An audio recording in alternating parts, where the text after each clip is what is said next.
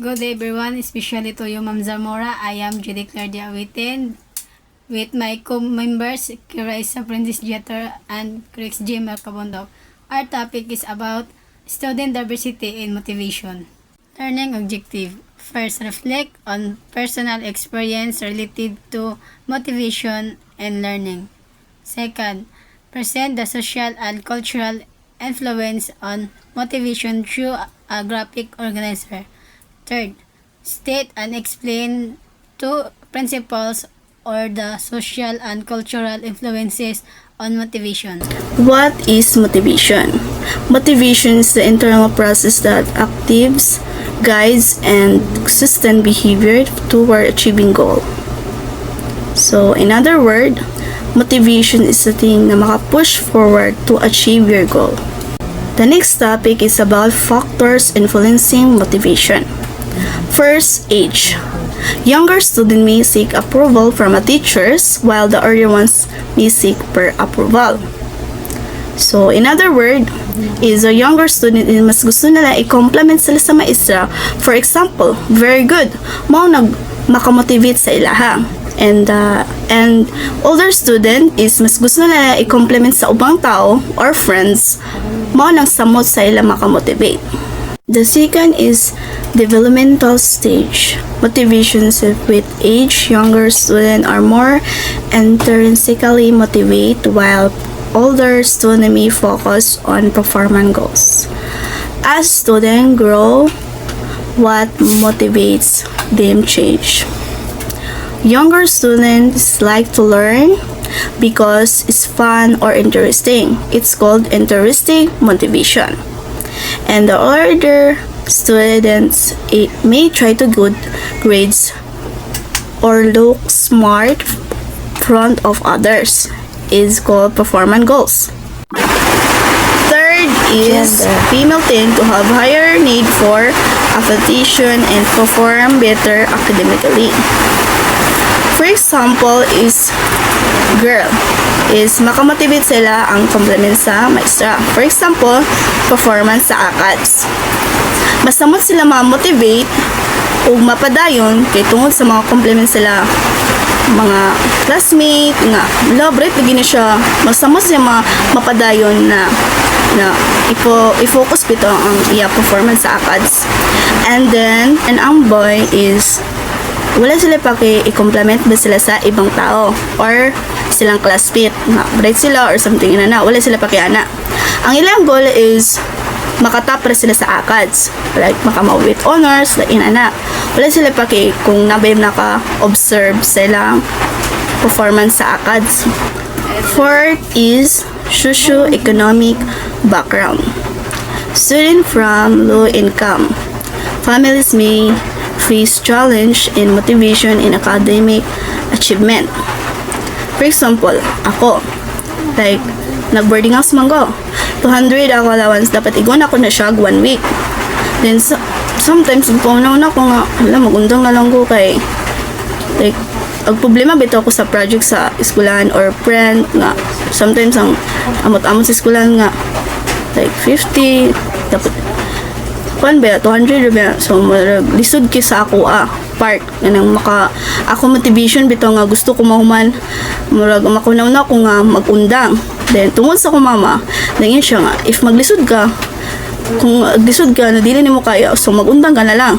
So tungod ana nga istorya mas gina mindset na ko sa in the future nga so inani ra lugar ko magpabilin lugar ko nga pobre na lugar. So tungod ana nga istorya sa mama mas na-motivate ko eskwela og padayon.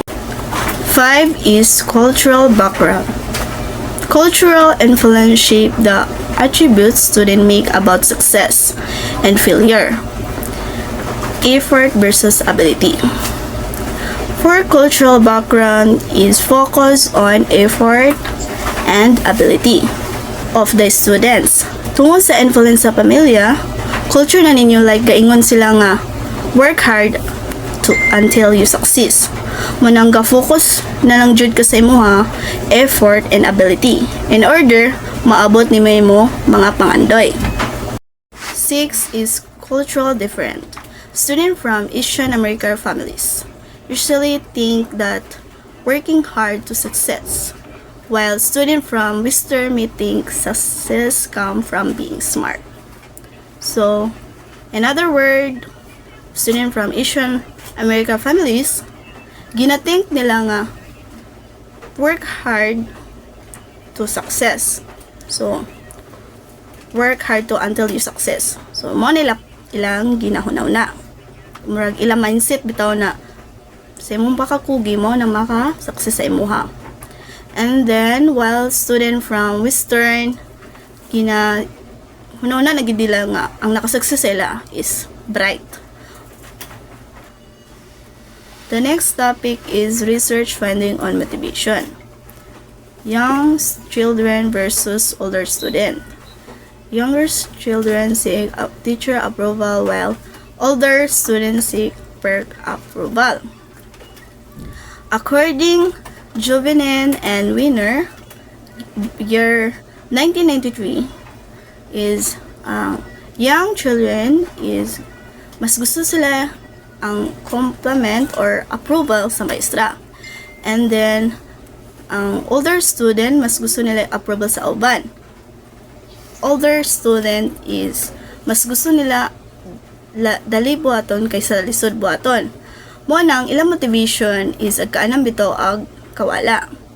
Cultural difference. Students from Asian American families tend to attribute academic success to effort, while Western students may attribute it to ability. According Lillard, year 1997 is students from Asian American families.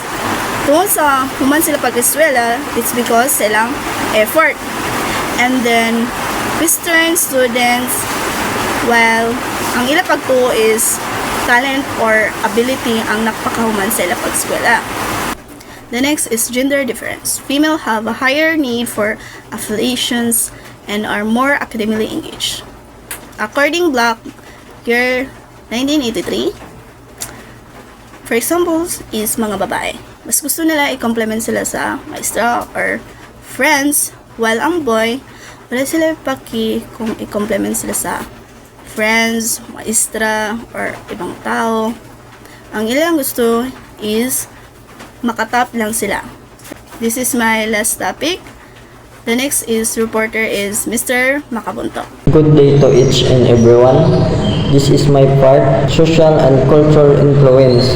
Ethnic communities, students from diverse cultural background may have different motivational patterns. So as a student, naagid tay lain-lain nga culture og lain-lain pud tag motivation ug lain-lain pud tag diskarte sa atong pag-eskwela. Next is socio-economic background. Low income student face higher risk of failure due to lack of early learning experience. So ang student nga low income challenge kay na para sa ila ang pag-eskwela. Kay tungod kay kulang sila financial o kulang sila og resources. Next, special education needs. Student with disabilities or learning challenge may exhibit low motivation if they face repeated failure. So kita as a teachers dapat kung natay student nga na disabilities or learning challenge, dili na to sila i-down. Dapat ato silang tabangan, mangita tagpaagi para makatabang nila. Okay, next, 2K principle on social and cultural influences. 1. Modeling behavior. Students are more likely to model behaviors they believe are relevant to their situations from similar backgrounds. So, mas ganahan ang estudyante nga mo-adapt sa behavior nga pareha silang situation o kaagi. Number 2. Great efficacy through success models. Students develop greater motivation when they see others similar to them succeed in tasks. Mas ma-motivate daw ang estudyante kung makita silang kaparihan nila og situation kay makaingon man sila nakaya gali niya nga hariharami how much na lang ka ako himuon nila di ba himuon nila motivation bitaw. Next, practical applications. Differentiative approaches to motivate a diverse student body use teaching methods that cater to various cultural, socio-economic, and educational background. So, mga pamaagi nato kung unsaon nato pagtudlo ang mga student. Example is mother tongue. Nagamit sila mother tongue kay para bisan unsa nga culture nga mga estudyante makasabot. Second, diverse role models. Provide students with role models who share their cultural, socio-economic, and gender background. Kung naatay modelo nga successful, maka-high moral gina nato para makatabang na nato para kita ma-encourage nga magtuon para maka human maning kamot mangita kung natay modelo nga pareha na tong situation. This is my topic, graphic organizer on social and cultural influence on motivation. First, central idea, the organizer is built around the central concept of social and cultural influence on motivation. This concept emphasizes how external factors shape as learners strive to achieve academic goals. As a student, mas gusto ka makatuon pag-eskwela tungod sa imong family, like culture na ninyo nga work hard until you success mo nang samot ka motivate sa pag-eskwela. Number 2. Categories and include age and development stage. Younger student often display intersect motivation tied to teacher approval, whereas older students may prefer performance-based goals aligned with peer validation. Mas gusto nila i-compliment silang teacher, like for example, very good or na sila nabuhat na maayo, so samot sila ma-motivate ana.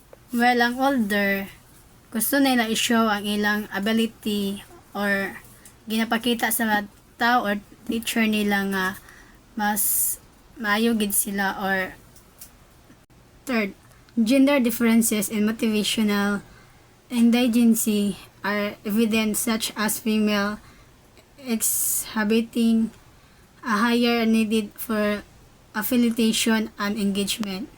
Ang kalahian sa bayog laki, ang babae samot sila ma-motivate kay gina-compliment sila sa maestra. Well, ang laki, wala sila pakialam if nabay napansin sa ilang pagka-top. Fourth, socio-economic status student. From low-income families may experience challenge in maintaining motivation due to limits resources. Student from low-income na sa ilang mindset nga gusto nila magundang eskwela mautungod sa ilang pamilya nga ginaignan sila nga pagpadayon pag-eskwela, mao nang samot sila ma-motivate sa pag-eskwela. Cultural background. Cultural norms affect how students perceive success, whether true effort, ability, and whether determines. So kita estudyante, culture na gid nato makahuman tag-eskwela kay ga-focus magyud ta sa ato ability and effort. Special educational needs, repeated experience of failure, and student with disability can dampen motivate, making failure opportunity essential. If na ganito ay classmate nga disability, kailangan jud nato nga dili nato siya ginabuli gid siya kay tungod ka na siya disability or nasa diferensya. So kailangan nato siya nga i-motivate gid siya para makahuman gid siya pag-eskwela. Number 3, validation. The organizer uses arrow and length to establish a relationship between these categories and specific motivational patterns. For example, arrow kana connect socio-economic status in example like lack of early learning opportunities and impact of motivation. So, mao ni sila ang pamilya nga dili maka-afford pa pa-eskwela sila mga anak. So, ang ilang anak magapangita na lang upang maagi para working student po para maka-eskwela sila paghuman. Gender-related influence may link to higher levels of academic engagement among female farmers. Also, studies show that girls might to be more involved or active in learning. So, there could be a connect between gender and motivation in school. Conclusion. Motivation is influenced by various factors including age, gender, socioeconomic status, and cultural background. Educators must recognize these factors and adopt differentiated teaching approach to support all learners. By understanding and applying social and cultural influence, we can better motivate to achieve their learning goals. That's all our report. Thank you and God bless.